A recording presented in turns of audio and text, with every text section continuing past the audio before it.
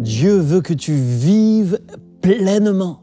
La vie doit reprendre ses droits. Je pense au récit de Noé, du déluge. Ça a été terrible sur toute la terre. La terre entière était recouverte d'eau. Beaucoup de gens sont morts, d'animaux. On a l'impression que la mort régnait sur la terre. Mais à la sortie de l'arche, Noé a bâti un autel à l'Éternel au chapitre 8 et au verset 20. Il a pris des animaux purs, il les a offerts au Seigneur.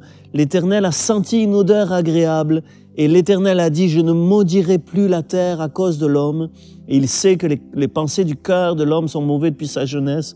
Mais il a dit « Ça y est, maintenant je ne frapperai plus la terre d'un déluge ». Et Dieu a fait alliance avec Noé et sa postérité. Le signe de l'arc-en-ciel est un signe de l'alliance de Dieu. Dieu dit, je ne détruirai plus. Maintenant, place à la vie. Il y a eu des temps difficiles, il y a eu des temps de destruction, la malédiction a frappé, mais maintenant, place à la vie. J'aimerais te dire comme une parole de Dieu, tu as traversé des temps difficiles, de deuil, de déception, comme de destruction intérieure, mais Dieu dit, après la destruction, il y a la reconstruction, il y a un temps pour tout, c'est le temps de vivre à nouveau. Et en tant que pasteur, je suis souvent confronté à des gens dans le deuil, je vois combien c'est lourd, combien c'est profond, combien c'est difficile, mais il y a cette réalité que nous voyons là. Dieu a béni Noé et ses fils, Dieu leur a dit, soyez féconds, multipliés, et puis il leur a donné des instructions pour vivre, pour se répandre sur toute la terre, et puis il a fait une alliance avec eux, et la vie a repris, la multiplication s'est faite. Le chapitre 10 donnera la postérité des fils de Noé, une postérité très nombreuse. Ils ont repeuplé toute la terre, en tout cas ils ont multiplié comme Dieu le voulait. Et il y a comme une pensée de Dieu pour toi, quoi que tu aies vécu. Ça a été comme des temps d'arrêt dans ta vie. Il y a eu un temps d'arrêt comme Noé a été dans cette arche, dans ce bateau. Et il était comme à l'arrêt. Mais à un moment donné, il est sorti de l'arche. Il a planté, il a cultivé. Il a eu des animaux. Avec ses enfants, se sont multipliés, ont eu des enfants et la vie a repris ses droits.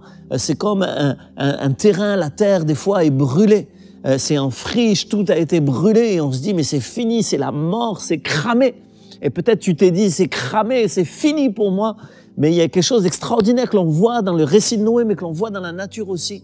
Quand ça paraît mort, c'est jamais mort pour Dieu. Dieu est le Dieu de la vie. Et Dieu permet que la vie l'emporte toujours sur la mort. Et en Dieu, il y a une victoire de la vie éternelle. La vie l'emporte sur la mort. Et quand on a brûlé un terrain en friche, c'est cramé. Mais avec le temps, la vie revient. Et là où on avait coupé un arbre, il y a une souche qui repousse.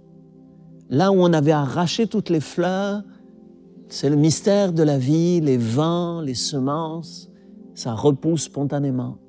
La vie revient. J'étais touché récemment, je me promenais encore dans la campagne et je voyais une route en béton et je voyais des fleurs, des plantes qui sortaient du béton. C'est-à-dire on a mis du béton, on a mis de l'asphalte au sol et puis en dessous, la semence était là. Elle était peut-être invisible, ceux qui l'ont fait, ils l'ont pas vue. Mais elle était là. Et elle a commencé à pousser. Et elle a traversé le sol. Et puis aujourd'hui, on voit une fleur qui sort de la pierre, du béton, le pouvoir de la vie. Saisis le pouvoir de la vie. Continue à vivre. Continue à vivre pleinement. C'est le désir de Dieu pour toi. Ta vie ne doit pas s'arrêter, mais doit se poursuivre. Il y a un avenir et une espérance dans le Seigneur. Au nom de Jésus, Seigneur, je prie pour ceux qui ont comme arrêté de vivre, afin qu'aujourd'hui, au travers de ce message, ce soit comme un nouveau départ. Tu fais une alliance pour un nouveau départ. Et Seigneur, je prie pour cette personne qui m'entend et qui fait alliance avec toi pour un nouveau départ. Ta bénédiction, Seigneur. Amen.